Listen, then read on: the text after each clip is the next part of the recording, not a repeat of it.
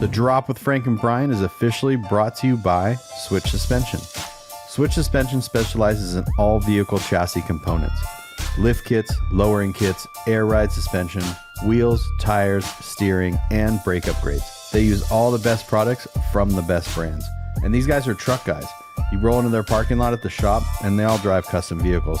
So they use their products that they sell on their own vehicles. So if you guys are looking for anything for your vehicles, whether you're just starting out or you just need some replacement parts or whatever, give them a call or visit their website, switchsuspension.com.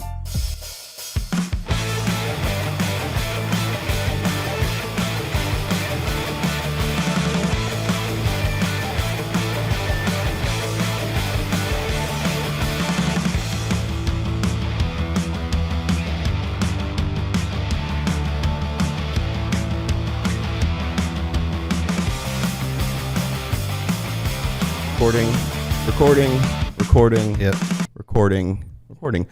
Welcome to the show. Welcome to the Drop with Frank and Brian. We're sitting here with Seth from Switch Suspension. I don't even know your last name. What is your last name? Mcatee. Oh, okay. All right. That's how you say it, right? Yeah, Mcatee. Yeah. Okay. Just MCA, so I get Mcatee all the time. Yeah. Mix it all up. Okay. Just Seth. Okay. Seth from Switch Suspension. Yeah, thank you. How you doing, man? Good, really good. Good. Thanks. Awesome. Thanks for having me. Well, yeah, you're the presenting sponsor of the podcast, so we Yeah, figured at hey. some point we needed to have you come on. Include me? Yeah. Yeah. No, this is cool. This is my second podcast ever. Oh yeah. So excuse my, I'm an amateur at this. Yeah. So are we. That's all right. Cool. No, we're just making it up as we go along. Yeah. Yeah. You just have to scoot closer to the mic a little bit. Yeah. Not like lean into it, like where you're comfortable. Maybe I'm good. Scoot the chair up a little bit. Yeah. There we go. All right. Now we are ready to begin. Not So bad. yeah, so basically we just want to sit down with you today, just kind of like talk about Switch in general, you know, how you kind of got started in the whole thing and just kind of start from there. Cool. Yeah. So I've been around it for like my whole working life.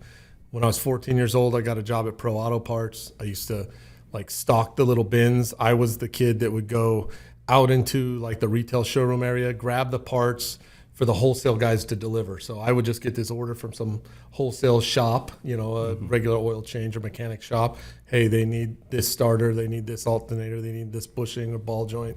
And like I got it, I ran around the shop in the warehouse, collected it all in a bin, boom, 14-year-old kid just put it on a shelf ready for delivery guy to go deliver it. So yeah, I just been in auto parts like my whole life. Yeah. Checker Auto Parts after that for a couple of years. And then I just got into the aftermarket truck accessory stuff, worked for a shop called Street Beat for 8 years, watched it just grow tremendously with online sales. Like that was the beginning of online sales really. And What year was that? Like 98. Street Beat. 98. So I worked at Street Beat from 98 to like 06. Oh, okay. Yeah. And it was cool because when I started at Street Beat, like I started at the very bottom. I was like the shipping helper. Yeah. So there was like a shipping manager, this dude Bear, and then there was me, shipping helper kid. I'm 17 years old. Oh no, I'm sorry. I was 19 years old then. So 19 years old, I started working there as shipping kid, and I just like worked my way through the entire business. Right So on. I was the 7th employee when I started. At one point, there was like 36 employees that worked there. Yeah. It grew tremendously. And with what- online sales? Was Street Beat, did they do the rag tops, right? Yeah, so Street Beat owned they just manufactured those sliding rag tops that you see on tons of mini trucks and stuff. So they've done that like forever. Yeah. And they had a few other things, like the convertible top kits and some old school kind of mini truck stuff. But when they really kind of took off, like right when I started there, this was like Fast and Furious, dude. Like we were selling neon undercar kits. Okay, it's like early 2000s. Spoilers, body kits, Euro taillights, headlights, projectors, headlights, like all the stuff, And that was right when the internet kind of. Yeah, man. Right. I mean, they had an online store, and it was, I was obviously the second shipping guy. So it grew enough to need 2 shipping guys every single day. Wow. Right. And so what I did was I knew I didn't really like being a shipping guy, and like sales looked super cool. So I was like, I tried to move my way up there. So shipping was like, would stop at like 4 o'clock. And then so from 4 to 5, the showroom was still open. So I just hang out and just shadow with the sales guys. And I had this one dude, Jason, he was like the sales manager. And like, he kind of took me under his wing, like helped me out with a bunch of stuff and just was super cool. And so then I kind of transitioned into sales, then worked my way through sales, also sales manager, got out of sales, started doing purchasing. and then like purchasing manager, and the shop is growing at the same time, like super exponentially. You know, we got a marketing dude that we got from Mattel, like a serious blue, business suit dude, right? Yeah. And then we got this entire department that is adding stuff, data entry. They're adding stuff to our website. There's 5 people in there adding stuff to our website for 8 hours a day. I mean, just a machine, right? Yeah. It was wild. So yeah, anyway, worked my way through that, but then housing crash, 07, Yep. or Slowed it all whatever. down. I guess because I was at Street Beat till like 07, because it was kind of right when all that happened. And then, dude, our sales, I mean, we were over $1 million a month in sales. And Wow. it was just like, dude, down. That entire department of data entry dudes, 6 people, gone. Like, Mattel guy, 190 grand a year, dude, he's out of here, Yeah. And so basically what happened was I was the next big expense, right? I was kind of the GM and the purchasing manager. And so, yeah, I unfortunately got, laid off. So then I just kind of knew the process of, I knew what they did. You learned and everything. Stuff. So through I that. learned every step of how that business worked. And so I was like, well, I know that there's still a way to make money online, without this job. So, Yeah. So yeah, I worked some other jobs. I actually ended up over at like Chassis Tech / Airbag It for 6 months. How was that? That was trying. Yeah, I honestly, like, That's a very nice way to I knew put what it. I was getting into, and so my deal going over there was I was supposed to start this new product line of air struts and air management systems for cars. So cars were kind of Volkswagens, Audis, and that stuff. Yeah. This is after Aircan Honda days. This is like strut bags, Getting into and legitimate the newer, suspension. nicer stuff. And so my pitch to Joe and to Airbag It was, I'm going to come in and start this whole nother division that like cares about quality, cares about, that kind of stuff. Like just the dumb stuff, like having a cool logo, Yeah. being present on social media, just, dude, it comes with a box, you know what I mean? Like instructions. Like, dude, if you've ever bought stuff from AIM or Airbag It or Chassis Tech, whatever, if you are in town here in Arizona, you like go to pick it up and they just like hand you the spindles, no box, no instructions. Your hands get filthy, dirty carrying it to your Yeah. car, and it's like, so that was my plan. And dude, like 6 months in, I realized like That's not this gonna- dude Joe is not. Yeah, all of a sudden I was the shipping manager. Like, oh, we fired the shipping manager. We need you to go out there. And I'm like, what, dude? Which is so crazy because, like, I remember airbagit.com and all that stuff would just run those massive ads in Mini Truck and it'd be like 4 or 5 pages deep. Yep. So, like, it's interesting to hear that, to find out that it's maybe this guy's like inept at what he's doing, but yet in his like magazine presence is just like so strong. You would have figured it was like this giant he's got company. a good niche, right? He does put out some products, especially like the cut, welded, bent steel stuff that is decent, The parts where he goes bad, I feel like, is like the electronics, So any of the management Are they stuff, still the around? compressors, oh, absolutely. They actually, so he sold it about 2 years ago, and the new guy that owns it is a good dude. I think he's really trying to turn around and do a better job, because the bones are there. Like, he's got everything he needs to do a great job. It's just the leadership was not great. And so this new guy, he's really kind of turning around. And funny, so the guy I said was my mentor at Street Beat. He worked at AIM, Airbag It, Chassis Tech before he worked at Street Beat. And he's back there, kind of spearheading the really? the Like the turnaround rebuild. of the image and stuff like that. Yeah, so he's doing that, and this guy Jason. How cool of a great. story would that be? It's just he's got some Like stories. Joe dude. Morrow, He's got old stories. He's got old 80s, 90s mini trucking stories here in Yeah. Arizona with Radical Tops Yeah, and because whatever anyone thinks Trucksterosa of kids and them stuff. or of Joe or whatever, like Joe was a crazy dude. Yeah. Oh yeah. I remember, Remember like the ads where yeah. he would wear like a tuxedo, exactly but what I like, was gonna bring up. You know what I mean? Yeah. He tuxedo, but like in swim shorts, and Yeah. flip flops or something. And yeah, he was kind of like the Richard Rollins of mini truck Mini stuff, truck stuff. in the 90s and 2000s. And yeah, interesting character. I mean, can't knock him too much. He was successful at what he did. Yeah. Yeah. Oh yeah. Eventually sold his business and yeah. And then going back to like when you started at Street Beat and that stuff, what were you driving then? Like what? So I had a mini truck then. Yeah, I was gonna say like what spearheaded you into trucks in general? Yeah. So I was a Volkswagen dude, honestly. But my very, very first car was an El Camino, but muscle truck, whatever, muscle car, and started restoring that, whatever. And then I turned 16. When I turned 16, that car was still a full-on project, so I had to get something to drive. I wanted something to drive, right? Yeah. So my mom had this Toyota truck, but it was a four-wheel drive. Yeah. So she had it just bone stock, whatever, really wasn't driving it anymore. And so I bought that from her, like made the mom-son agreement. I'll make payments to your mom. You know, this thing was like $4,500, dude. Right. I didn't have none of that. So, but she let me drive it. I lifted it, put big tires on stuff, did that for a little while. But then my younger brother's 2 years younger than me. He got a Volkswagen when he turned 16. And like the Toyota it just ran, dude. It just did its thing. I lifted it, put tires on it, and then you just drove kind it. of done. Yeah. You know, the Bug, like, it kind of required some attention all the time. So me and him were just wrench on it constantly, and like I just kind of fell in love with how simple they were and like just different, whatever. And so then I had to have one. I got one, sold the truck. I got myself a Bug. And then I did air-cooled Volkswagen stuff for a while. Funny thing. And then my brother bought a mini truck. And I was like, first thing I'd ever seen on bags. First thing I ever rode in on bags. What was it? Is a 95 S10 V6 5-speed. Those trucks Yeah. are Single cool. cab short bed. Those are so rare right now. Really? Dude, that's like, I remember a guy in our club had one and it scooted. Like, I mean, it's just basically a chopped down LS essentially. Yeah, sure. Like, or the Vortec, whatever it is. But like, especially the 5-speed. It had the Christmas tree of manual valves, ball valves. Oh, nice. Bro. There was no compressors. Yeah. Nitrogen only. This is back in the day, dude. What year was So this? that would be 97. 97. Oh, wow. That'd be 97. Yeah. Because that was right before I got mine. So after he got his, and I was like, dude, this is so cool. Like, I want one. Plus, I wanted AC again. Yeah. Let's face it. Driving a Volkswagen around Arizona I'm like, was dude, not I the drove an business. air-cooled Volkswagen for like 2 years, and it's like, dude, I'm over this. Yeah. Like, I need a real car. So I go hunting for this truck, and I find this 98 Frontier extended cab.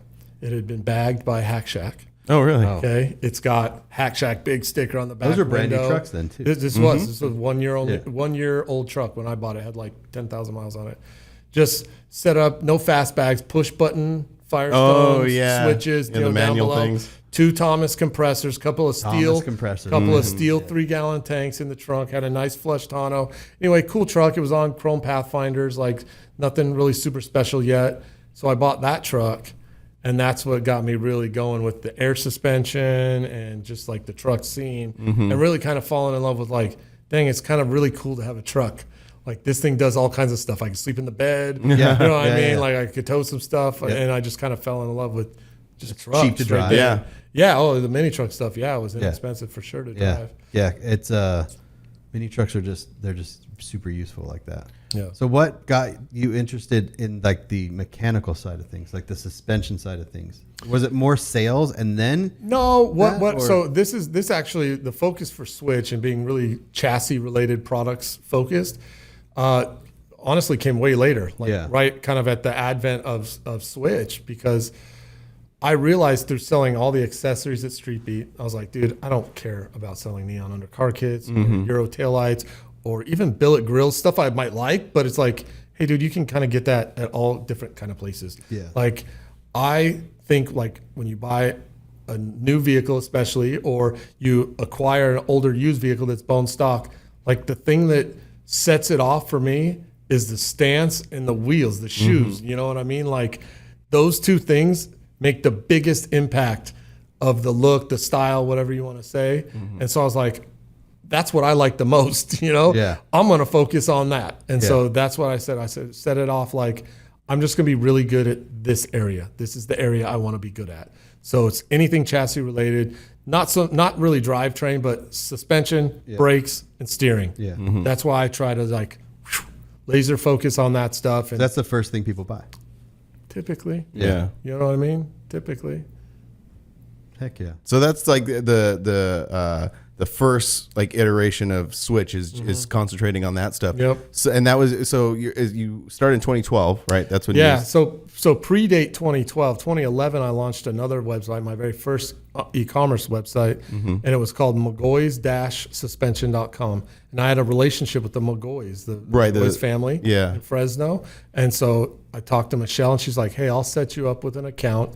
do a little buy-in, have some inventory at your house, and I'll set you up as an account and you can sell online. So that's where you started. You started selling parts from your house? That was the first site, and it was strictly out of my house, out of my garage. And, I mean, I made my first sale. I had zero inventory yet. I just only had built a website. Right. So I built this website that focused just on McGaughy's brand suspension. It'd be like selling only Pepsi products, right? So very quickly, within 3 months, I was getting decent traffic because it was so focused on anyone looking for McGaughy's suspension. After about a year, I outranked them. Because, oh, really? Oh, yeah, because I had just so much more content on my site than they did. You know, so I did a lot of things. I watched a lot of videos about SEO and Google. I was going to say, was that in the days, like when did Google and Target ads and SEO start? Because when you started with Street Beat and stuff, selling stuff, was that a thing then? Not yet. No, it wasn't. Search engines weren't a thing then. No, that wasn't a big deal. You had to go like we had a directly Yahoo, to the website. We had a Yahoo store. Yeah. You know what I mean? Which is like nowadays is pretty basic, you know. Yeah. But that's what we had. Street Beat had, and yeah, we did marketing stuff, but it was more like print ad stuff. Because the print would get you directly to the website.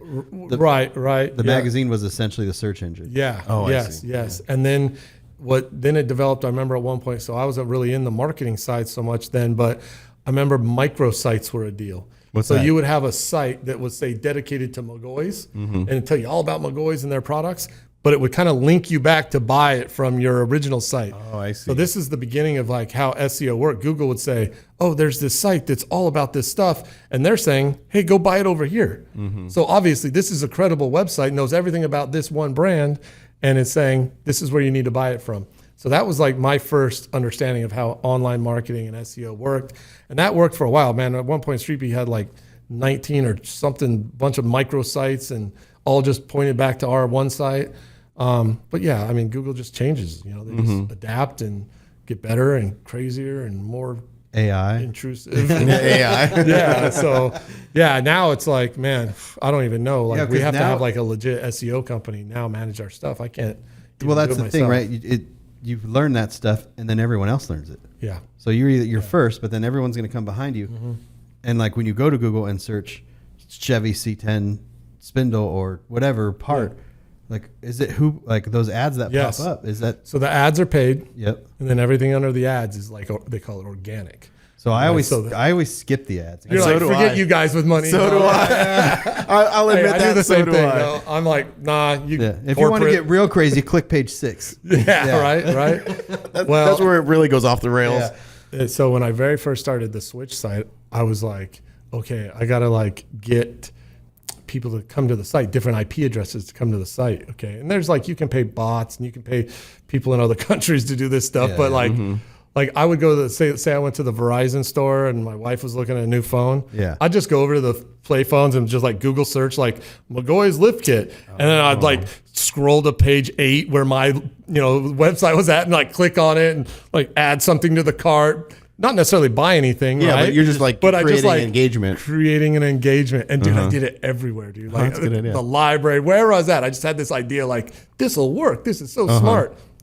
Probably didn't do anything, but I thought I was doing, I'm like the foot soldier out there, like guerrilla marketing. It's like when you go to the Apple store and you put on your YouTube channel. Yeah, I do that all the time. Yeah, see? Yeah. Got me a view. And like sometimes I'd want to know where's my site ranked. Yeah. And it's hard to do that with your own equipment because you've been on your site so many times and it's like you could go to incognito mode or whatever. I don't know. But I know at the Verizon store, I probably never looked up a McGaughy's lift kit at the Verizon store. So Yeah. that's how I just, That's kind of cool. learned. Yeah. So you're thinking when starting your business was more on the real technical side, where the parts was like the parts was just a vehicle, and your parts real sold talent themselves. came in You know what like I mean? figuring out how to market those parts. People want Vire compressors. They just People need to want know where to- Acura. They need. I need to be the cool place. place Yeah. that you find easily and can shop with no problems Yeah. that sells it to you. Right. So You know what I when- mean? Like, So when you had your Frontier, how long did you have that? Because we. I had it until probably 2000 or 2001, something And then like that. where did your vehicle journey go from there? Cool thing. I sold that Frontier on the Street Beat website. I convinced the owner of Street Beat, Rick, to let me put it in like on our website, and it sold to Hawaii. Oh, whoa. So like a transport came and picked up. I never had to see it again. Like Wow. I've never even seen it. It's just again. gone. I had a Frontier that I gone. sold to Hawaii too. The blue one? Yeah. Oh. That's wild. It isn't. It is wild. So anyway, okay. So after the Frontier, I got into a full size. So this would have been, like 01 because I bought a 02 Ram when they first came out with crew cabs. Oh, right. A little short back door. Yeah. I bought a crew cab, half ton. The pretend crew cab. Yeah, a little short back door. And dude, I got it. So I got like the cheapest one. It had rubber floors, it had manual windows, it had manual locks, but it had a Hemi. Yeah. Oh wait, no. I'm sorry. It didn't have a Hemi. It had a 5.9. Yeah. Yeah, it had the V8. Yeah, it had a V8. So I was like, oh, dude, this is so sweet, right? And then that got me into full sizes, and I was like, yeah, full sizes are like, I grew up, Yeah, Like, that's where I'm past that mini truck stuff, right? I'm a full size man now, plus I'm at Street Beat making more money now. I ain't just like a shipping kid. Yeah. I've moved up. At that point, I was the purchasing manager. So then I flexed my purchasing manager, muscles, and I hit up like, I had a suspension on it from Hellwig. Hellwig had developed coils and just coils for the front and like either leaves or shackle hanger in the back with bitchin' big sway bars. And dude, took it out to California. Hellwig installed it at their place because it was all brand new. Yeah. Nice. Weld gave me a set of wheels. So I'm like, dude, I'm just so cool, right? Yeah. So that was my first full size. Got out of that and bought in 05 and bought a crew cab Chevy. Okay. Bigger 4-door, half ton, little short bed. Yep. Did that one all up Two-wheel on drive. did that up on a 4.6 McGoy's and did that one up pretty good. Unfortunately, it got wrecked. Not by me, like it got hit when it was parked real hard. And after that, it got fixed, but it was like, it just wasn't the same for me anymore. So this whole time you're like building these different trucks and stuff, are you like involved in any like of the truck scene out here with the clubs? So I'm working for Street Beat and we did shows. So I would travel to shows, no out of state stuff, but like we did like Far Side's show. Yeah. Before people were traveling. Probably, maybe, I guess. I don't know. I would hear about like stuff in California. Well, I think California and Arizona, because we would travel. We would drive out here for like the Trucking Nationals was at It was huge, bro. That was our show, man. We like caravan. Finnegan and me. Really? And a bunch of people caravanned out. We would go. I went to that show in Bakersfield one time. Summer Madness? Maybe. No. That was the first time I met Body Drop. It's probably Summer Madness, yeah. And that's like the Or first was it time the I seen a Trucking Nationals in Fresno? No, it was in Bakersfield. It was like a 3-day run. Oh yeah, man. Because that's what I was We wondering. camped Like, out were and you stuff, going to like shows? Were you like going Spring to 3 Splash? days? I would do Spring Okay, Splash. yeah. So you're going to like the 3-day runs and stuff. Oh yeah. Cool. Yeah. But you were never in a club or anything like that? No, man. So I got obviously opportunities, just meeting people in the scene and stuff a lot. The one that was really kind of big for me, it was Farside. Like, Todd approached me from Farside, and I'm pretty sure I still had my mini truck then. I don't think I had a full size. I must have my mini truck, and like I was like his sales guy, right? He would call to order parts, and I would sell it to him. And then one time he couldn't come down, I'd be like, "Oh, I'll just deliver it to you. I'll come after work." Yeah. I go there, deliver the fittings or whatever I deliver to him, and it's just cool. Like the scene, a lot of the club dudes are there. They're working on all this stuff, and me and him are talking. And he's like, "Dude, this truck's so cool. The only thing missing is the back window or whatever, And I'm like, "What are you talking about?" And he's like, "The eyes." And I'm like, Oh yeah, dude, that's so cool, dude." Yeah, I was like, honestly, club, that was really cool, and I felt like really humbled by it. Yeah. But I always felt like I should just stay away from joining a club because I didn't want there to be drama when I'm trying to sell stuff or any of that, any of that kind of business, And It's a real thing. and honestly, it's like it's kind of some work to be in a club. Oh, yeah.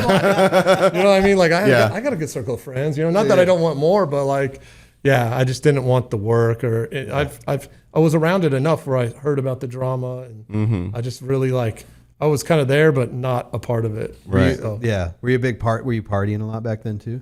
I mean, I was like 22 years old. like, dude. Yeah, I mean, yeah, but Yeah, I did, absolutely. Yeah, There's different levels of participated. partying. Yeah, There's no, like- I mean, dude, I wasn't shooting heroin or anything, but Whoa. like we were That's like drinking. level. Well, you know what I'm saying? You said levels, so I mean, no, I never got into it too heavy. I would casually drink with 'cause friends it or seemed whatever. Like that was a catalyst to get into some clubs back then. Oh yeah, Like when you would I go- remember like the if you would runs, go to runs- when they would tape, saran wrap you and Yeah. squirt shit all over you. I was like, yeah, right. I was hanging out with the Just Plain Trick dude, Kevin, back then quite a bit. He did work for me on my truck, and I think, gosh, what was the name of his club, man? I don't even remember. Anyway, they're like, "Oh, this is your first run," and I'm like, "Yeah." oh, you got to, get wrapped in. I'm like, dude, you guys aren't doing that to me. No. Sorry. Yeah, that was always wild to me. I've only been in 2 clubs and neither one of my clubs did that. Yeah, we don't like Forbidden Art. The club we're in doesn't. Yeah. We never did that. Yeah, it was like Outcast. It was like always Outcast. fun. Yeah, it was always like fun watching them, but definitely don't want to participate. I just don't. Yeah, but like going like I just with the catalyst of like if you had never been to a truck run and then you went to a truck run and you're like, this is amazing.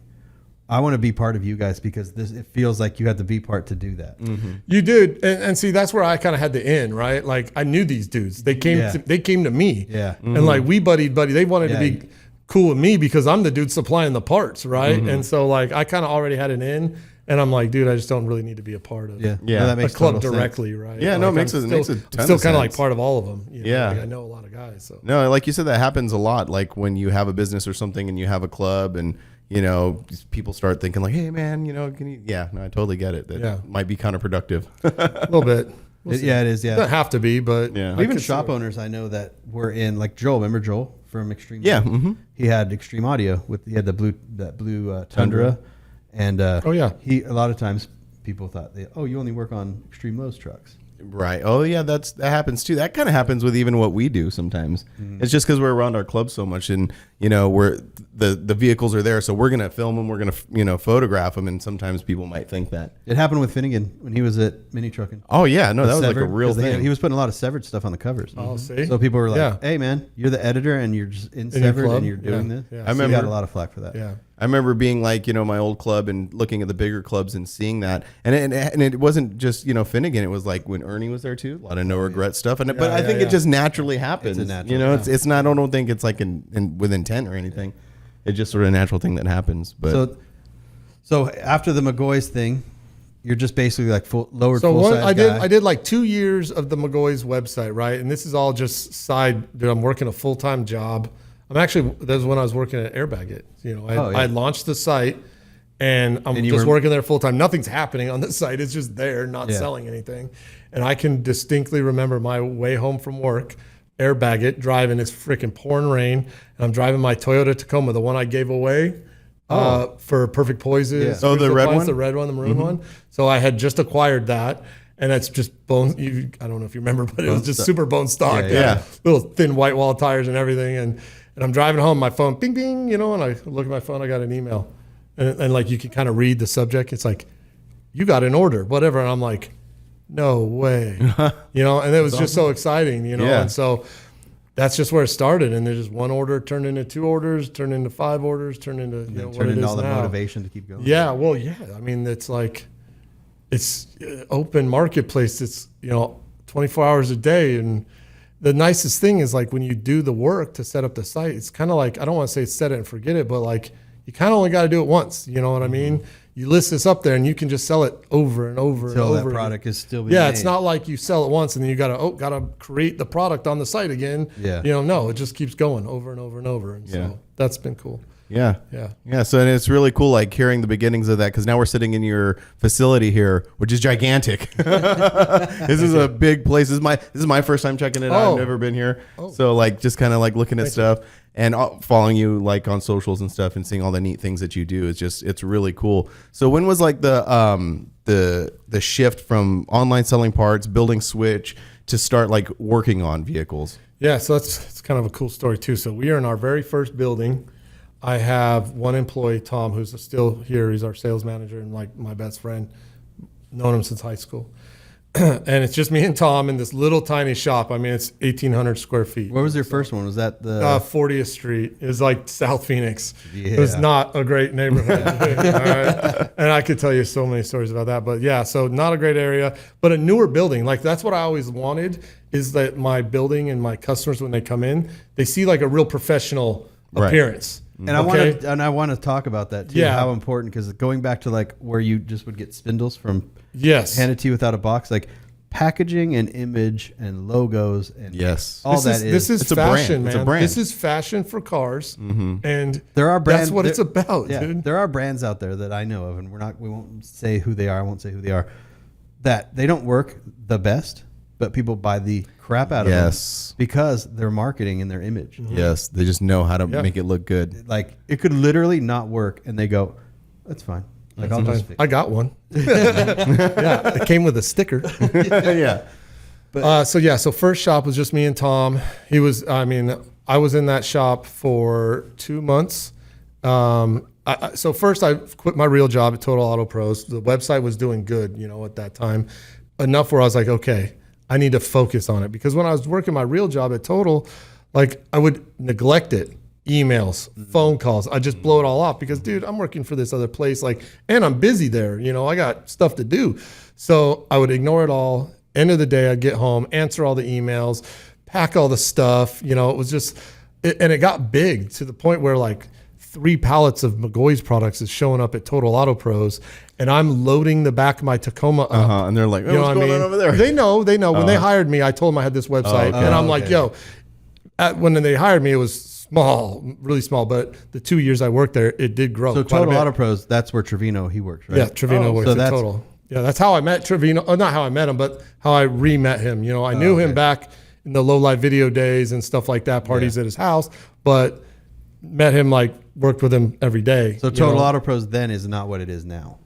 Oh yeah, no, it's pretty much the same. Is it? Okay. Yeah. They do a great job, and I learned a lot from working there. No, I mean size wise, they grew. Oh yeah, too. absolutely. So when you were getting McGawee's, when I'm growing, they're growing. This was just a good time of year, dude. This was right after, people kind of stopped spending money with the housing crash thing. Yep. And so this is starting getting 9, used 10 to a new. Yeah, this is 10. Yeah, 8, 9, 10. Okay. Like that, yeah. So people are just kind of getting used to their new lifestyle of not having all this extra money, and then they're spending again, right? So. Yeah. It was just good timing for me. Taking their third mortgages out buying sand rails.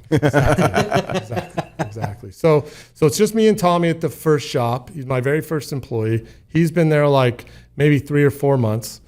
And this guy I know walked in the door, Jason Berlin, Arizona High Test. Yes. He walked in. I know him from our kids race BMX together. He used to come into auto culture because I started auto culture with Chris. He would come in and be a customer there. And so I'd known him. So anyway, he comes walking in the store and hadn't seen him in a while. We catch up. He's like, oh, I saw you online, saw what you're doing, this and that. He had gone through some hard stuff personally, got past it. And now he was like, yeah, I need to find a job, this and that. And I was like, I had bought this long bed C10 truck. I was like, hey, I kind of want to build this like a little shop truck, right? Make it a short bed, bag it, blah, blah, blah. Would you be interested in working on that? I don't got a lot of money. And he's like, oh yeah, no, that'd be perfect, man. He's like, I don't need a lot of money. I just need to be busy, you know? I'm like, all right, cool. So that's how it started, man. Berlin came in, did a truck for us, he worked there. And as he's working on our truck, people would come in and buy parts. Oh, do you guys install? Oh, maybe, and then install a lowering kit, and then it just snowballed into more. It seems like a natural progression. Well, and then Dino came involved, and then we kind of revived that one crew cab dually for him. Oh yeah. And then it was just nonstop after that, truck after truck after truck after truck for him. So and then it just grew, dude. I didn't have an install department. I honestly didn't want one because I know I've heard you say that before. I heard you say that before. That you are a parts place first, yes, and you're like a building trucks place second. Yeah. So a lot of companies that are builders, especially builders that don't have the part sales, they're relying heavily on the labor. To make money to survive, right? They have to. Where for us, we kind of have it really good because we pay the bills with our parts sales. And so the install side, we're able to be really meticulous about it. I was going to say, find the right customers that want to do it our way, whatever. Nothing is in and out here. We've gotten to the point now where I don't install a lowering kit. I don't install a lift kit. I don't do a leveling kit. I don't do train horns. I either do full suspension replacement, airbags, coilovers on classic stuff, or a full restoration, a full truck build. Yeah. Those are the things that I'm into. The other stuff, honestly, there's Total Auto Pros. There's all kinds of shops that can do that stuff. And that's what they do every day, all day. It would honestly be faster and cheaper for you to go over there than have me do it, So yeah, we've kind of gotten a little bougie on that side, but I enjoy it, man. That's the part now, especially with the guys I have working with us. I like hanging out with them all the time, I love the banter and I love all of it, man. It's sweet, dude. Yeah. It's exciting. What do, seeing where Jason is now with his like I remember doing the tech article, photographing that with Jason and Stoner Speed Shop when he was down here, and then it was shortly after that when Jason, the coilover truck, or I forgot what we were doing, lowering kit or something. Yeah. But Berlin was there, and then it was shortly after that when he started his business, his shop. So is it cool to see where he's at now? Oh, absolutely. For you, like as a business owner. These are my friends, right? These are I'm not selfish or greedy like that, dude. Like these are my friends. It sucked for Switch losing him because he's super talented, uber talented. But that's what happens with super uber talented dudes. Yeah. If they can handle it, they go out on their own. You know? Hey, case in point, bro. Yeah. You know what I mean? Like I wanted it enough where I went out and did it on my own. Yeah. And so like I can't knock him. Dude, he does great. I mean, it's amazing, dude. I got zero bad to say. We hang out. Our wives are friends. Like I know their kids. Like, That's cool. So that's good. I like that. I know it's like that everywhere, but I do a lot of video work for different shops around town, and it seems like there is a really nice melting pot of people. Like you go to like the reunion show, and all the vendors there are. We're buddies. No, they're all friends. Mostly, but not necessarily best friends with everybody. Like, Sure. but you know what I mean? But it's just there's just this thing. Yeah. It's kind of cool to see. It's just like, oh, you guys are all doing really well. Yeah. There's a lot of talented. I mean, you look at that whole group of people at that reunion show, or Dino's. I say the reunion because that's mostly Arizona people. Yeah. And it's like there's so much talent here and so much history. Yeah. With yeah. like you, because Rick's still doing the stuff over there. Oh yeah. With Rob. Rob. Anyway, the rag tops, I can't remember what they call it now. They rebranded Legacy rag Legacy. top. Yeah, they do the rag tops. Yeah. And they've improved on it a ton. Yeah. Like from what I hear, it's way better than it used to be. Yeah, there's so much history what I mean? tied through there. And Well, yeah, Rick's the old owner of Street Beat, right? Yeah. That was my boss. That was Oh. I learned a lot about business from him directly. And like when I was first in sales, like he took me to SEMA one time, and I thought that was like, I mean, dude, we were small time. I shared a room with him. You know what I mean? Yeah. That's That's funny to say that because when I used to go to SEMA, we would share all that stuff. And now you kind of older and you're just like, yeah, I kind of want my own. Yeah, even I do the same thing. So yeah, like he took me to SEMA, and he just like, yeah, dude, it was just I got lucky. That's all I can say, dude. I got around the right people, and sometimes the wrong people, but even the wrong people I learned from. So Well, and the wrong people will filter themselves out. yeah, they do. Some take longer than others. Yeah. But then you get the right people like Jason, and then that's a hard balance being a business owner, right? Is getting talent and keeping the talent, because in the back of your head you're like, yeah, how long is this gonna? You know what I mean? yeah. Yeah. Yeah, that's always, I don't know. You try to keep your guys happy. You have a good atmosphere. Yeah. And honestly, what I've also learned is like these guys, they don't want the shitty jobs, right? They don't want to work on the old dirty, crusty shit stuff. Like they're like, hey, give me like a brand new roadster shop chassis and let me assemble that. Yeah. And chrome out the control arms, and like that. They're artists in some way. They want to do cool stuff, and so. Yeah, you kind of can cater to that too. Yeah, and getting not as greasy as possible. Yeah, man. Yeah, you see my guys. They're all three of them. I think are working in the AC right now. I know. Yeah, we were in there walk back earlier. No, they've all migrated into the bar, dude. Okay, so our bar guys, which maybe they'll show you. Oh, no, we were there a little while ago. Okay, and we'll add some video of this over the top of this. That's where we do square tanks. Square tanks is our other brand. It kind of needs to stay clean when we're doing the assembly, so we keep the parts for that, and we do the assembly in there. And then it's a bar for us to hang out Fridays after 5. The shop always hangs out. Oh, cool. If we launch a new YouTube video, we kind of hang out, watch that video. Nice. Otherwise, we're just playing music, having some drinks, and just chilling. But we also do final assembly in there.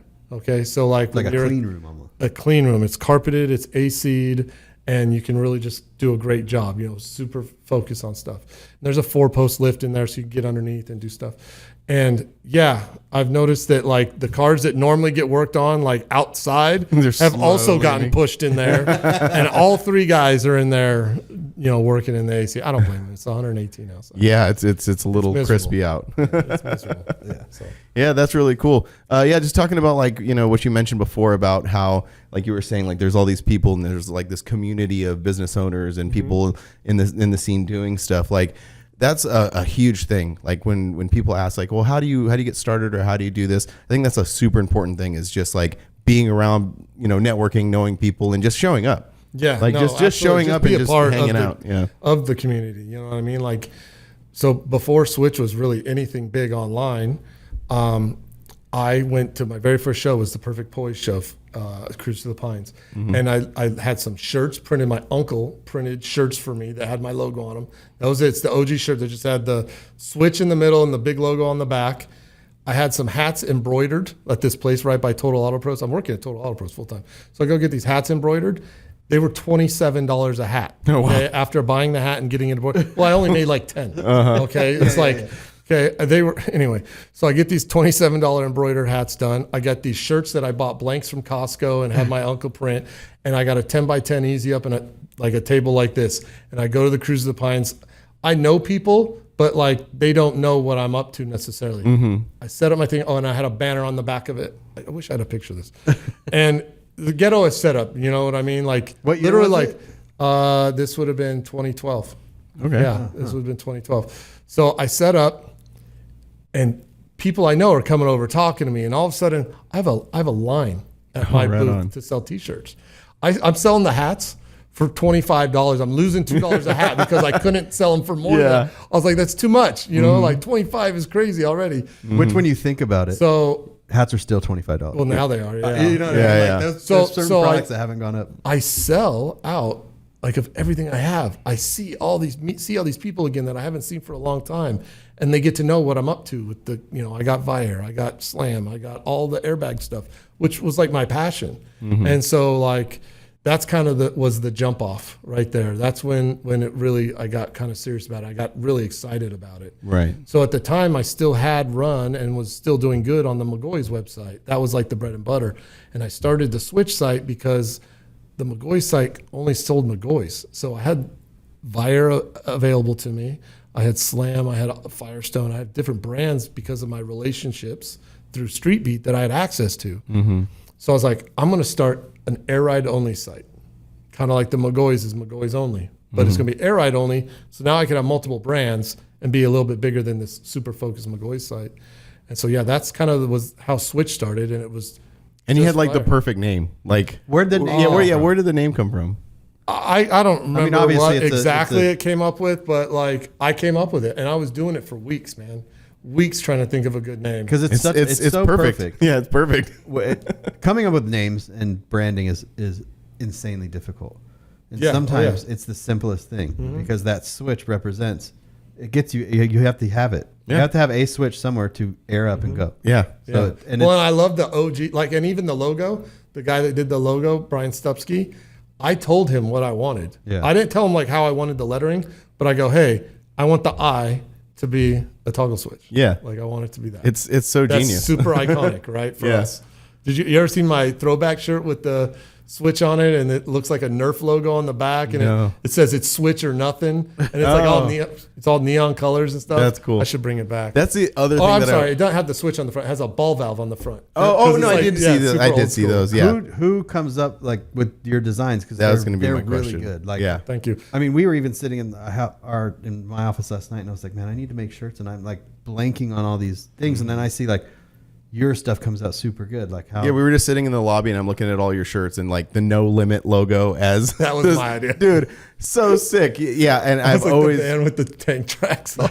yeah, it's so perfect. Yeah, I like following you and looking at all the stuff you make. You just come up with some killer designs. Well, I mean, it's really just because I've been in it, dude. Like this was my lifestyle, you know. So some of that is easy. Other stuff, like I get stumped, dude, for sure. So I just work with different artists. And so like in the beginning, we just had that classic shirt that was the toggle switch on the front, big logo on the back. We call it the shop shirt. We made it in a bunch of different colors. And I just got so tired of making the same shirts over and over. So I had found like this artist that I found on Instagram and I liked what they did. It was Chad. Do you know Chad Can't Color, that guy? Chad, I don't really know his last name, but I loved his little style and stuff. So I was like, hey, I reached out to him. I'm like, hey, so this is kind of like our staple is this shirt that has just a switch on the front and the full logo on the back. I want you to do it your style. So like change up the way my switch looks, put stuff around it or whatever, full logo on the back, but kind of like your way. And then boom, that's how it started. And I just got like 3 designs from him. And then I would find another artist online and hit him up. Hey, will you do this? You know, And you come up with these ideas yourself, like some of them I do, some of them like they the do. bones You know, of them, and then you let them. yeah. Okay. Well, like I said, some of them I give them direction as far as like, especially like that shop shirt. Like I like doing that one. We did the Make America Rake Again with Dino's Suburban because it was like super raked, right? Yeah. This was like super controversial time, so, so it was like perfect. And so Nick Crouch did that one for me. And I was like, hey, if we're going to have this slogan, Make America Scrape Again, then like, let's make this shirt look presidential. So that's why like the front has stars around the switch and like it all looks like all presidential. no, it's so cool. So, So it's like me and the artist sometimes, and sometimes it's just the artist. I just tell them like, hey, do something cool. yeah. Yeah, and it Especially comes ones with I've some worked great with. stuff like the graffiti one is really cool. Yeah, like that's and that one, like I don't know who you got to do that one, but that one is actually like a lot of the times when people like start messing with like graffiti and stuff, they're like they just like go get a font that looks like a graffiti, but whoever designed that, like I can tell knows how to do That's graffiti. Rick the Dutch. Oh, okay. Yeah, Oh. yeah. Oh, you know, if you know He's Rick. done a couple of mine. Yeah. Rick's awesome. That, Rick did and you can tell like, oh, this dude knows what's up with graffiti. So yeah, I just like working with those guys. That's really and cool. Switching it up. I mean, when I first was selling shirts, that one shirt, well, all the shirts really. This girl comes up to us at like Cruise of the Pines, and she's like, "Oh, I'm so glad you guys are here. Every year at this show, I buy my husband a new shirt or whatever." I'm like, oh, "Okay, cool." And then she's like, "Which one's new?" I was like, "Oh, this is our new one right here."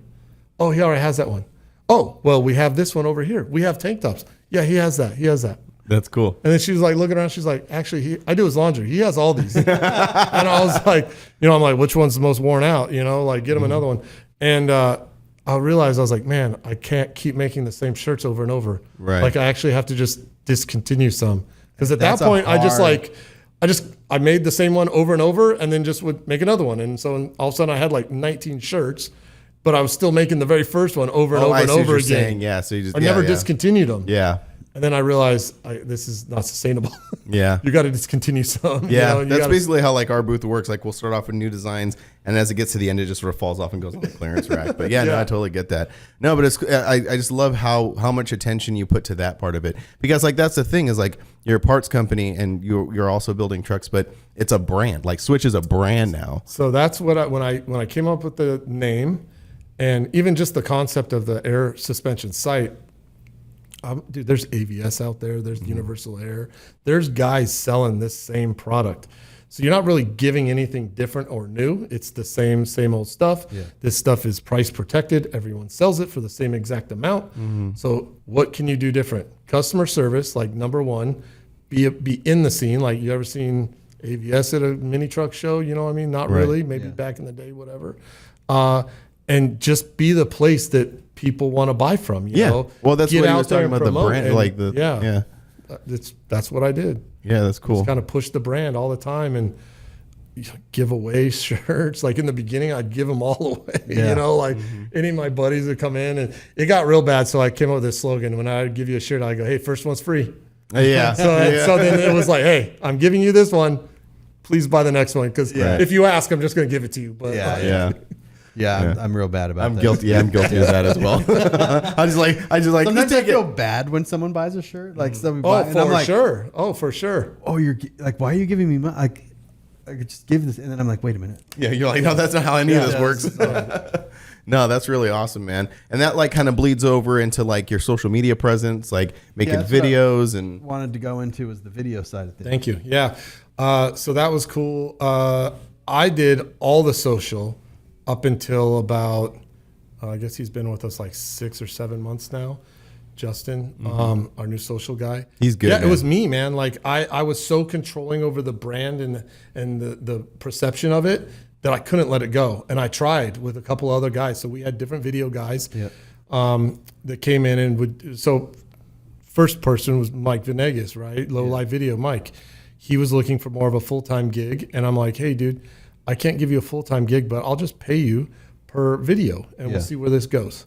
So we do a couple things and I'm like, this is cool. Like this is getting good feedback. I've got way better content for my social media than my iPhone. You know what I mean? And so it turned into a full-time job for him. And then that's when we started kind of doing like the episodes on YouTube. And the first ones, man, did amazing. They are like some of our best videos. and there's just super raw. All the the guys in the shop are funny and like just working on cool stuff and just doing all that. Went through a couple like video guys, but could never match like what Mike had done in the beginning, right? So it just was just frustrating, and I would like try to give them the social media and be like, hey, try to post 3 times a week, and I'll give you some subject matter, like we're gonna have some sales or whatever, and dude, just like the way we came off, the way I'm looking at it as outsider looking in. And even friends calling me, are you doing your social anymore and stuff? And I'm like, dang, dude, this is not good, right? This is not what I wanted. So I went through like 2 other one big video company, another smaller video guy, and then finally have landed on Justin. And just kind of started out with Justin, like, hey, let's just do a video, see how it does. I'll pay you for that video, see how it goes. And then boom, that turned into another one, until I was like, hey, I can't see needing you full-time yet, but how about part-time, And so boom, he came in part-time. And then, man, it was, like I said, he's only been here like 6-7 months. So it was like 2-3 months in of him doing part-time. I don't even know if it was that. I saw him like, dude, just hustling, you know what I mean? Like he can't get done what he needs to get done part-time, you know what I mean? Yeah.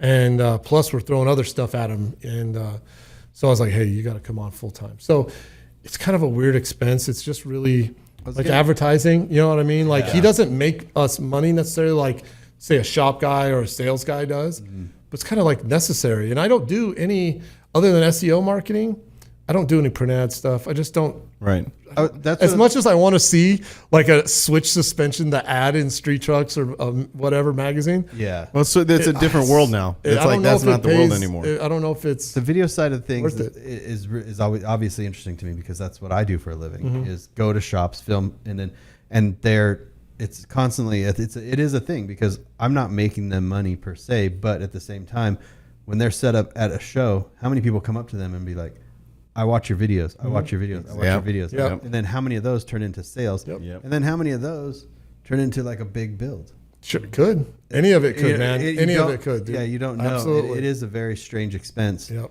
Because it's not an immediate. Yeah. It's not like it's like an abstract. It's not like thing. Here's this. Give me money. Right. For me, like I buy a pile of spindles for X amount of dollars. I know if I sell every one, I'm gonna make some money. You know, like that you're gonna pay this guy for a month or videos. How much? You don't know, but it is working, guaranteed, because he's super talented. Yeah, and it's just constantly in front of everybody. Yeah. Well, and that's, dude. Honestly, like now, I feel like he needs help.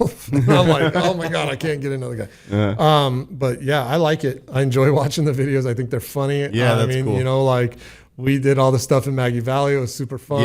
Like, I don't know. I just like it. So it's like, as long as we can afford it, I'm doing it. Yeah. Well, and it's like, like with as much effort as you put into like your shirts and your hats and your apparel and stuff like that, like, that's the extra stuff you got to do. Cause that's what I was kind of saying earlier. It's like, there's, like you said, there's a ton of part shops, but like what's going to be different. And so, that like investing into like the apparel stuff and investing into videos, and you start becoming like an online presence kind of thing. Cause people could just buy your merch.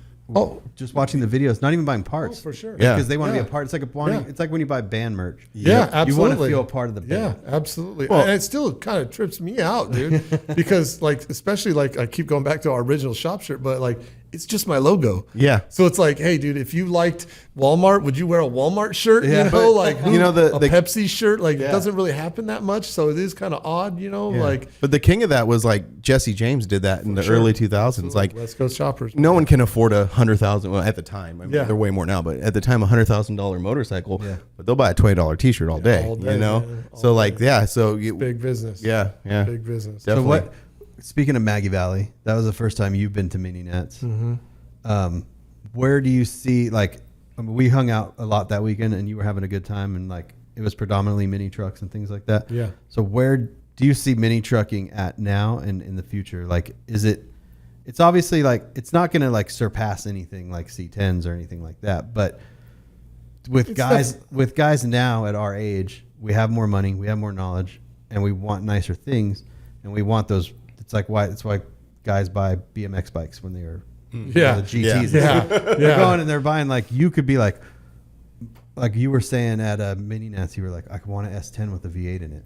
Yeah. Well, that was crazy. Like we don't see that on the West Coast so much, dude. Yeah. But back there, the S10 is a C10, you know, like they mod them up just like we would a C10 truck. I wouldn't think twice of a C10 with an LT4 motor in it, but I see just a small block in an S10 and I'm like, my mind's blown. Yeah. Like, that's not supposed to be there, you know, like, so yeah, that was really cool to see them really just modify them, you know. It's not just drop wheels and tires, you know. It's like, hey, shave the handles. Hey, I'm going to do this. I'm going to do that different. You know, I've got this idea. I'm going to have a suicide tailgate, whatever, you know, like that was cool that was still alive because we don't see too much of that out here, you know. Right. The sport truck scene out here is like not hardly any graphics, dude. Like lots of single crate, maybe crazy color, but like single color stuff. Not a lot of body mods. You know what I mean? Just giant wheels, body dropped. It's like, dude, like that stuff, like, it kind of is cool to me, but I'm more about the individualizing of it and making it which yours. was where mini trucking thrives. Right. Yeah. That is mini You trucking. can only do so much to a C10 where it's like, I don't like the owners of C10s. Most C10 guys are like, I'm not putting graphics on it. It doesn't make sense. I'm not shaving the taillights. I want my stock taillights because it's a Chevy. It's a classic old pickup truck. Whereas a mini truck, you're just like, whatever, man. Let's just cut this thing in half. Well, and that's funny because for classic trucks, for me, I like the outside appearance. Even cars, my Volkswagen is a perfect example too. Like I like the outside appearance to look like the old car, the old truck, whatever. I like the originality of it, but I do want it slammed. I want it to have a big motor. I want to have big brakes, and I want the interior to be like modernized because that's where I sit. And I remember sitting and driving one of these in stock, and they suck. You know what I mean? So like I want to. But a mini truck allows you can just that allows your personality because you could be like, I'm going to cut my tailgate in half, make it open like barn doors, one this way, and people are like, okay, that makes sense. I wonder if it's because like you say that like you a classic car you prefer like a little more stock on the outside. I wonder if it's because so many classic cars already have personality. You know, like there's a huge difference. Well, not huge, but there is a difference between like a 63 and a 64 Impala. Like noticeable differences. But with the Tacoma, you have the same truck for like 10 years. They changed the bumper. Right, right. So then you feel a little. You can get like a little more creative. Like someone wants to take like it doesn't want to. You can't just like have a bunch of stock Toyotas, Tacomas, you know, or whatever. So you got to make them different. There's definitely two things there. There's exactly that, and then there's the other part of this didn't cost me that much, so I don't feel bad doing. That's another thing too. Yeah. So, but I think that's a big thing. Like the personality part of a C10 is the way it looks because it is so cool. Well, and I think guys that build C10s, a lot of them build them thinking about the resale value. Yeah, for sure. I bet guys that build mini trucks, they build it so that they could go show it off somewhere. Well, that's been like the joke the entire. I mean, I've been doing this since I was 18. That's been the joke the whole time. Is like we just dump incredible amounts of money into these things that are worthless. You know, which is changing a little bit now. Yeah. Well, I'll tell you, in Maggie Valley, there was some high-end trucks, high-end mini trucks. I was very blown away. And they're getting they're getting to the point where you see a truck like a nice mini truck and it's 25 grand and you're like, oh yeah, that's normal. But like 10 years ago, if you would have told me a mini truck was selling for 25 grand, I'd been like, you're smoking. Yeah, right. But like now it is like, and that kind of goes to where we wanted to move to next is like parts. Like you said you were starting to make some parts. Yeah. Where's so that beginning in April, so we've already had some of our own switch suspension branded parts, and we just used outside companies to build the parts for us. We didn't have like the facility to do it. So Phoenix Customs manufactured quite a bit of stuff for us. Plus we distributed his products. He's got notches, underbed notches and wheel tubs and 3-link kits and front end kits and like a lot of stuff that he would use for building trucks, but he didn't really have the mechanism to turn it into a product and market it and sell it. He just had designed it and used it for the trucks he did. Plus he manufactured stuff for us. And so it just got to the point where he realized like, I really like designing in CAD and coming up with these designs and this new stuff and developing products. He's like, I want to get there. I don't want to build trucks anymore. I want to build trucks for fun, not for a business. Yeah. And so I was like, okay. He kind of was talking about closing his shop down and doing it out of his house. But the timing wasn't great. And anyway, long story short, we just figured it out where he closed his shop down, and him and two of his guys are employees of Switch Suspension, and he brought over his equipment, and we're doing it. So since April, we've been making our own wheel tubs in house. We've been designing 4 links and 3 links. He's got some front end kits already ready to go, like full on airbag stuff. And I mean, the end goal is full chassis stuff. You know what I mean? Like that would be the ultimate. You know, I'm down to start with the stepping stone stuff first. The things that we make and sell already, like let's build out on that a little bit, come up with some expansion of wheel tub lines, some other fitments and stuff. But yeah, that's what we've been doing since April, and it's honestly it's doing good, you know. And I'm hoping to. Right now, they're kind of snuggled up in the warehouse, in a small corner. So yeah, the goal is to move it out of that, you know, and just keep expanding. And you see the market for parts like that. Yeah, well, these are stuff that we've been selling for years, you know, that we just either have someone else make for us, and so the margin's a little bit smaller, or it's just a really basic product like a bag cup or like, you know, just steel, really steel, cut, welded, bent steel. Most of this stuff is for the Chevy stuff, right? Yeah, I mean, GM stuff for us is still like the biggest, I guess, brand. Yeah. But like in the future, what are you looking to expand? Are you looking to expand into any Toyota stuff? Or? Oh, most definitely. Yeah. So yeah, we have a Toyota front clip out there already, and we're going to start designing a front end kit. We're a little tossed because the Can-Do stuff just kind of came back. Yeah. You know, and I was like, dang, that's kind of bad timing for what I wanted to do. That's what I was going to ask. Like the demand is obviously huge for C10 stuff, to where like you can have 10 chassis companies and all 10 are 4 months behind. Yeah. Oh yeah. You know what absolutely. I mean? So And like more you than can throw that. an 11th one in there, and they're going to be, you're like, the demand is still there. But if you have like a company that's making arms for a Toyota pickup, 89 to 94 arms, is there room for like Another one? Another one. Trust me, I know. So I've seen in the past what theirs is like. And so we had this idea of like kind of going beyond that, you know, because we're used to working with C10 trucks, and C10 replacing the entire front cross member is like no big deal. We do that all the time.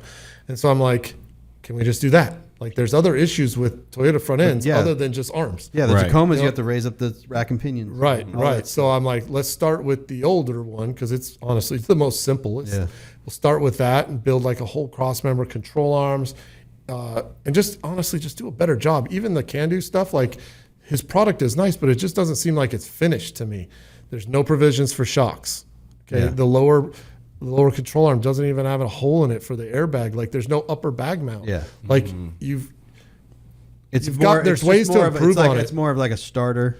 I feel Get like you there, and then you want to do more like a rough. I want to do more like a chop and block cross member for a freaking Toyota. You know, that'd be really cool. I don't know if the demand is there. I don't know if they can handle what it's going to cost. I don't know. Those Can-Do arms are like $1,700. Yeah, You know what I mean? Though, like the Bio Customs makes a Tacoma kit, and it's $2,500. or I think that's the starting point. Right. I think it goes up. It's big time. Yeah. And but like you put that into like C10 world, $2,500 buys you a full cross member with control arms and bags and shocks and everything. So I'm only assuming that the cost is high because the volume is low. Yeah. Right. Now, if I have the ability to build them and unfortunately just sit on them, but I can build 10, 20, 50 at a time, kind of get the cost down, or at least maybe the cost stays relative, but you kind of get a better product. Yeah. You know what I mean? A more engineered product. Yeah. So more complete.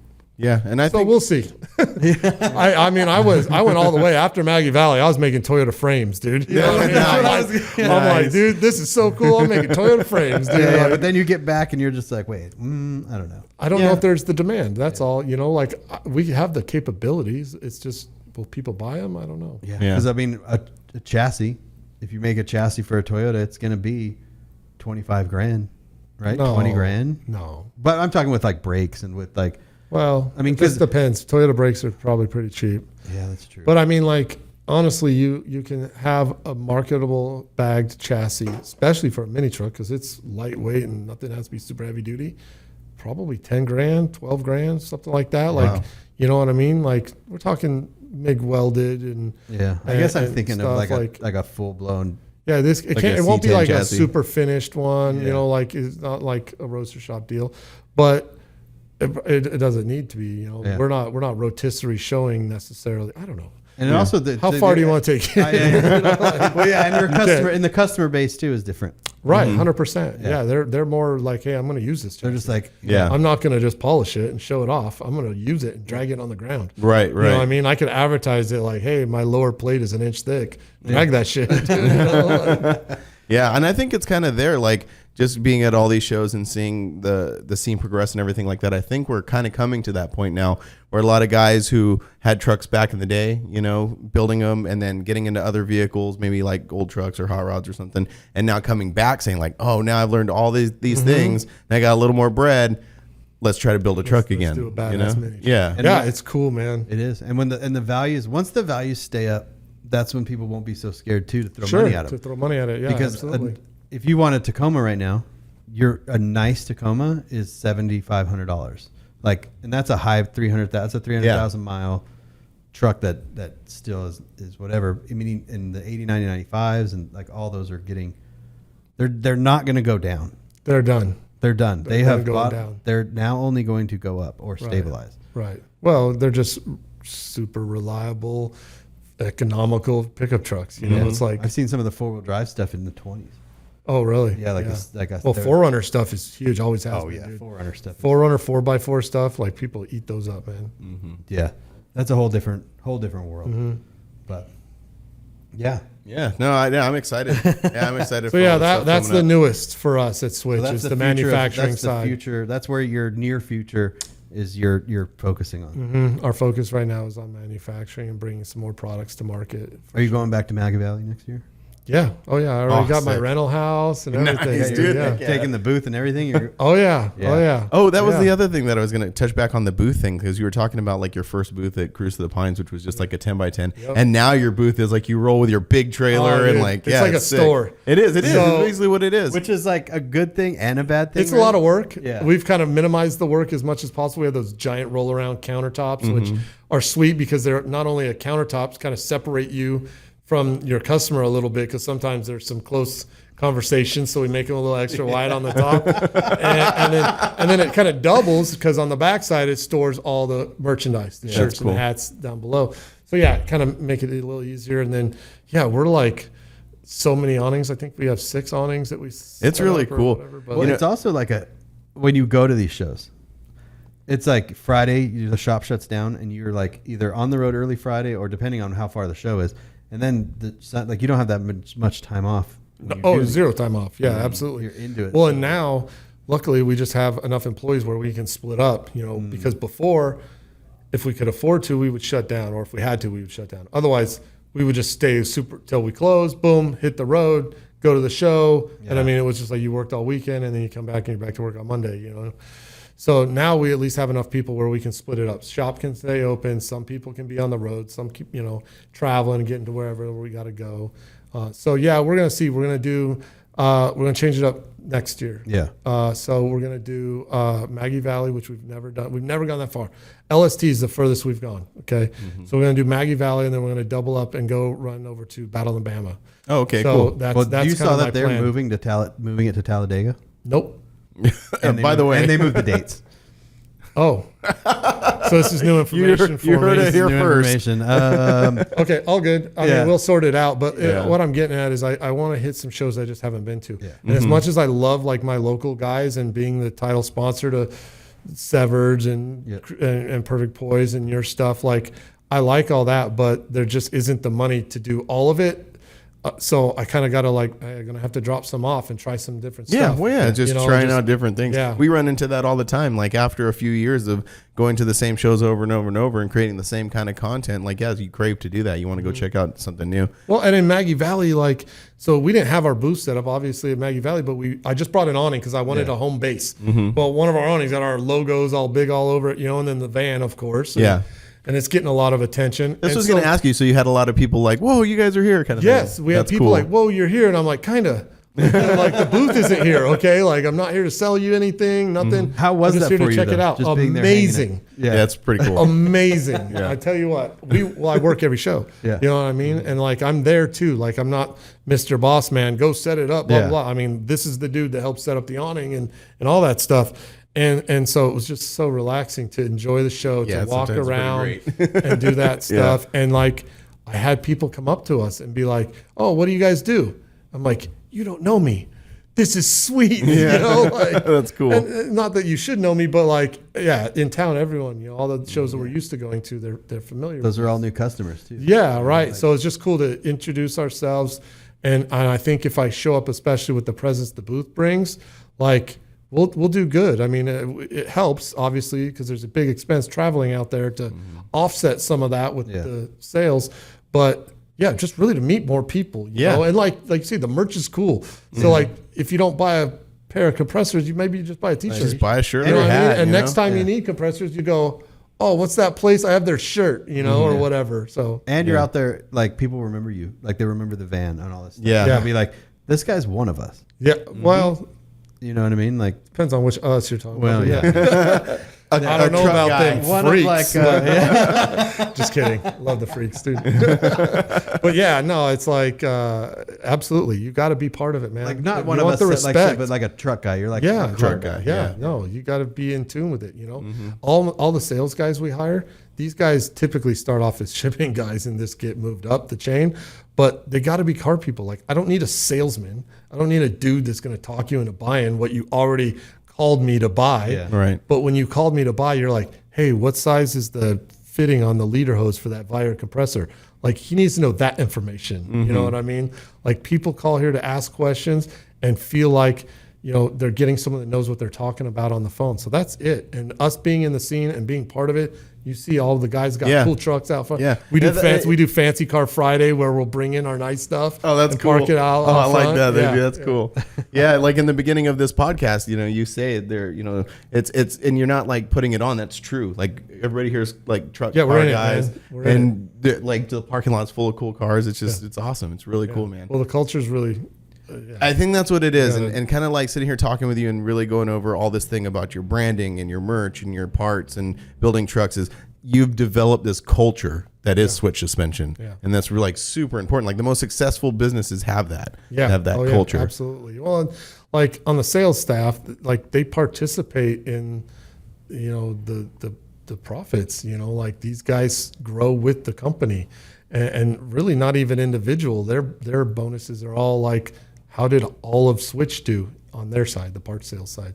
You know, so it's like everyone pushes each other. Everyone's trying to do better. That's cool. And I just constantly push the customer service. Like someone's calling you and maybe they're being a jerk over the phone or whatever, but they're not calling you because they just want to call you and be a jerk. They have a problem. Right. Yeah. Help them. You know what I mean? Like so many places I've called, you call Summit's customer service. I don't know what country you go to. You know what I mean? Like you call here and you talk to the guy you see on the YouTube video. You know, like he's the dude. You know what truck he drives. You know, like so they just have to have that knowledge and then just patience, man, empathy just towards the for real, empathy. man. Like Empathy. the customer service is free, totally free. You know, like let's help them out. Yeah. Let's not make it difficult just to make it difficult. You know, it's like, oh, this guy wants to return something. Our policy says 30 days. It's been 37 days. You know, it's like, just help the guy. Yeah. You know what I for mean? sure. Like, I don't know what that's for, but just help the guy. You Yeah. know, like, No, let's that's going to move go a on. lot farther than And- anything. And not to be taken advantage of either. You know, like this isn't Walmart. Like you can't go install your bag kit, say, I don't like the way it rode. Yeah. Throw it all back in a box and ship it back to me and get your money back. Like I'm not here to get stepped on, but I'm just here to be fair, you know. Like, Yeah. No, and, that's and cool. honestly, a lot of times more than fair. Like, let's just make life easy for you. So next time you need something, You're going call to come me. back to us and you're going to buy it from us. Yeah. That's so cool. So I guess another question is like, we're sitting here in this big facility and it's so like, it's so grandiose. What do you see it getting bigger? Do you want to have like different, like, so you have like a East Coast shipping, maybe for faster shipping? I thought or- about it, honestly, yeah, because and the cost involved as well, you know. But just managing two inventories and then, you know, obviously finding the right person to run that whole show over Right. there, That'd be challenging. a little challenging. But But most of the you want time, to see it in like 5 or 10 years? Yeah. so I don't want to rent anymore. Oh, okay. This is a great facility and I like it, but it's very expensive to Yeah, have you're making some a 17,000 lot of square money. feet, you know, like in a newer building. So eventually I'd like to have our own spot and it would need to be a little bit bigger. Like we're 17,000 now.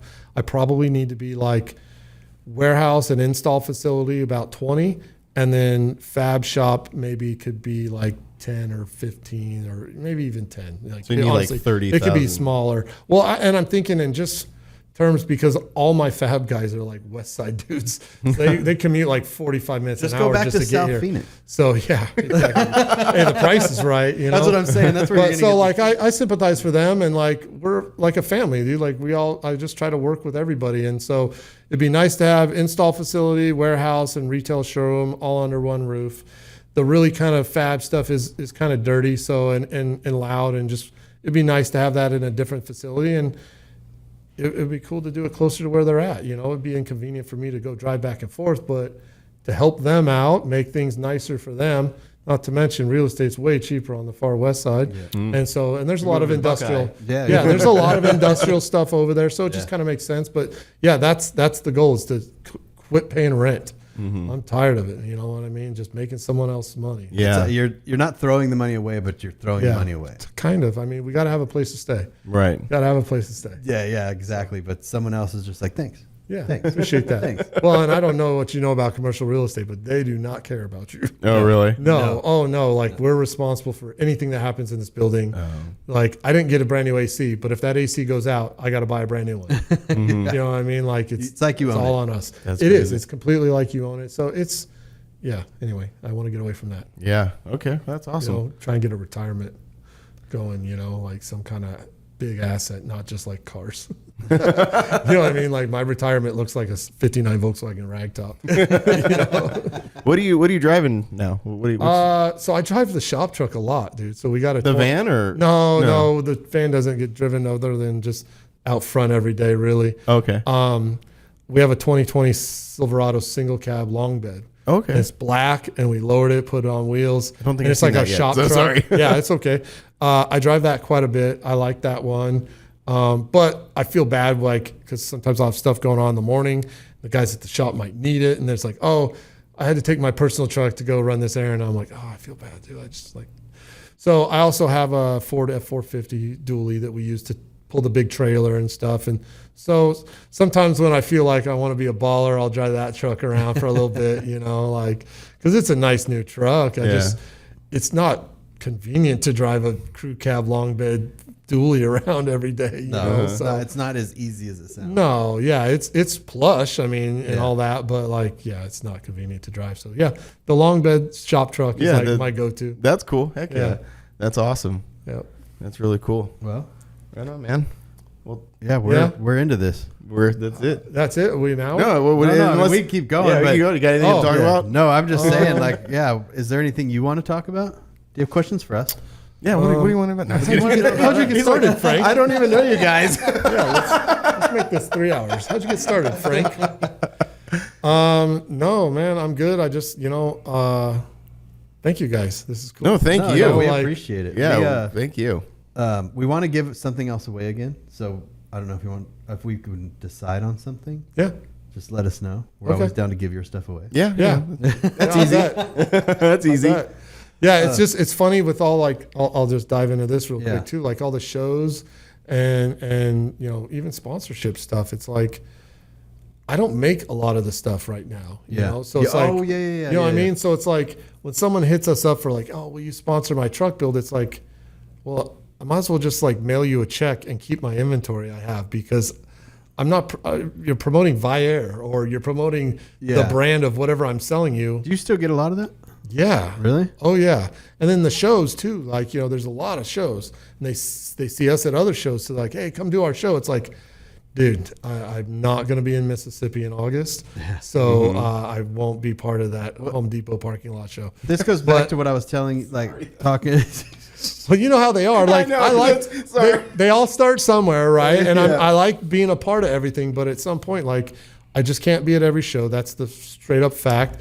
And like, and as much as we get hit up, I can't give everyone stuff to give away for their raffle, So I finally made a rule about 2 years ago. I'm like, look, guys, I want to be a part of the show. Send me your flyer. I'll promote for you. I'll do that kind of stuff. But I can't send free stuff for your raffle if I'm not even going to be there. And we know what I mean? Like- We hit deal on with this. that. We deal with that ourselves. Yeah, people ask for raffle stuff, and I'll try to do, you know what I mean? The same thing. We'll share your flyer, you know, I'll try to send you something and all this stuff. But as a show promoter, and if you're a show promoter out there listening to this, you have to understand it when someone, like, asking is fine. Yep. Hearing no is also fine. Mm-hmm. You know, like, you're not going to ever know unless you ask. But just because someone tells you no, or I can't be there, I can't do this, don't take it as personal. You have to think about, even me, you sponsor the Forbidden Fantasy. You're the presenting sponsor of Forbidden. You know what I mean? Like, if you were to be like, hey, I can't do that this year, I'd be like, that's totally fine. Yeah. You know what I mean? And also what you're saying too, on the other side of the coin, being the person who is being asked, it's also okay to say no. Cause like, that's what I struggle with sometimes. Like, I don't want to, like, you know, someone comes to me You don't like, want her feelings, man. That's all there's to it. Like, Like, ask. well, they got good causes, you know. Hey, all the money's going to the cancer thing or whatever. Yeah. You know, it's like, man, I want to help, dude. Like, I do, but I always gosh, tell, like, how do I tell you yes and the other guy no? You know, it's so Exactly. hard. It's I always tough. tell people, if you want free stuff, make up a thing that says, like, I'm throwing a car show for veterans or cancer, and walk around a booth and be like, hey, can I get a t-shirt for my raffle? You'll walk out of that show with all kinds of free stuff. It's like, there's no show. I can't say no to that. No, but I mean, like, Yeah, so- but it is a difficult thing. And even us, like, when I approached you about this podcast, like, hey, do you want to be a presenting sponsor? This is what the cost. And it's a weird thing for me to ask that, because I'm asking for money for what? Like, So we can hang out. I know. Yeah, I So like you get that. Frank over here. We can hang out in this empty office. But essentially, like, it is a weird thing. Sure. You know, like, to Sure. be like, hey, give me X amount of dollars per month or whatever for me to say your name. Yeah. And for you, it's also got to be a strange thing too, because you got to, like, where am I going to put my money at? Like, Yeah. where's my return? Well, that's what You we were do, talking you do about. look at the return, but at the same time, it's I just put all this stuff under the category of advertising, and I Yeah. say, hey, man, all of it helps. Yeah, it's getting You know, your name that's- out there. All That's of what it we're- helps, Yeah. like, for real. Whatever I can afford, like, it all helps. Yeah. Digitally, though, yeah, they got reports and they'll show you what it does, and that's pretty impressive, you know. But I'm thinking It doesn't at least matter. 25% of your sales come from this podcast. I would disagree. Yeah. I would disagree with you. We're here But to no, we're thank negotiate you. this I love all of it. I do. I just like being a part of it. That's it. You know, That's cool. I like what you guys do, Thanks. and so I like being a part of it. That's awesome. right back Thank at that's there's few people that I like what they do. We like what they do. And Definitely. it, like, fits with everything. Yeah, yeah. That's when it works out the best, is when just everybody likes everybody and you like what they're doing. And Because you ever listen to, like, a podcast and be like, and this is sponsored by AG Greens. yeah, And exactly. they're doing these reads, and you're just like, okay, I get it. They're probably spending a lot of money on those ads. Yeah. But it's kind of like, I'm just going to skip over that. Yeah. Oh, for sure. Yeah. Yeah, But it's for like, sure. this one, we want to tell people where to go. Yeah. Like, Well, hey, because it all fits together, what we do. Like, this is our lives. That's what we do. We go to shows, we make videos, we create content. You know, you're selling parts. Like, it all just fits together. yeah. Yeah. You know, you had that epiphany a long time ago about the wallet thing. You know, you're like, why am I going to hawk a wallet? Like, That doesn't make any sense. Like, Well, I had a guy hit me up and he's like, "Hey, on your YouTube videos, I'll pay you money. You make a little commercial, 30 seconds. You put it in your thing, and I'll pay you X amount of dollars." And I was like, "Oh, cool." And then I go, "No, I'm going to promote." That's when we started the giveaways. I was like, Oh, "Why don't we that's just right. talk about Yeah. the giveaways?" And it's like, we give stuff away, so you spend money on our site, not someone else's. and it's stuff that we like. Like, you know, we're not giving away some weird thing. Oh, it's like, here's a water purification system. exactly. Yeah. and it makes me feel better. Like, if I say, "Hey, Seth, give me this thing. It's $200. The $200, we're going to give it to someone." I feel better giving it to, asking you to give it to someone, because then we consistently talk about it and make videos about it and all this stuff. So I feel good about, like, getting that for Someone, yeah. like, asking for free. Give Yeah. me this for free, but I'm going to give you some advertising for it. Yeah. Like, Yeah. instead of just asking for it. Like, I don't know. And I'll put on a goofy wig with some fake Oh, teeth. yeah. Dude, yeah, the back and forth with the square tank was so funny. Dude. Throw the tank back. Here. Yeah, it was dude, so that was fun. great. Yeah, and that's just like, you know, we're creative people, so it's just fun being creative. Yeah. Yeah, man. So, yeah, that's it. Thank you. it. All right. Awesome. This is cool. You're like, end. But yeah, switchsuspension.com. Thank you. Make sure you go to the YouTube channel. Everyone that's watching this already knows, but Yeah. So now you- suspension on Instagram. yeah, if you're listening to this, you can go and watch it, because we will we'll walk around the shop real quick and get some photos and videos, and we'll put it on the visual podcast Yeah. on YouTube. Yeah. Yeah, Cool. Thank Awesome. you, guys. We man. appreciate your time, man. Yeah, no problem. Cool. All right. All right. Well, I'll send you an invoice for my time. No, wait, we were going to do that. Oh, my bad. No, I already have it ready. Hold on. Oh, this costs money. All right, later. We'll see you next week. See ya. Later. Bye.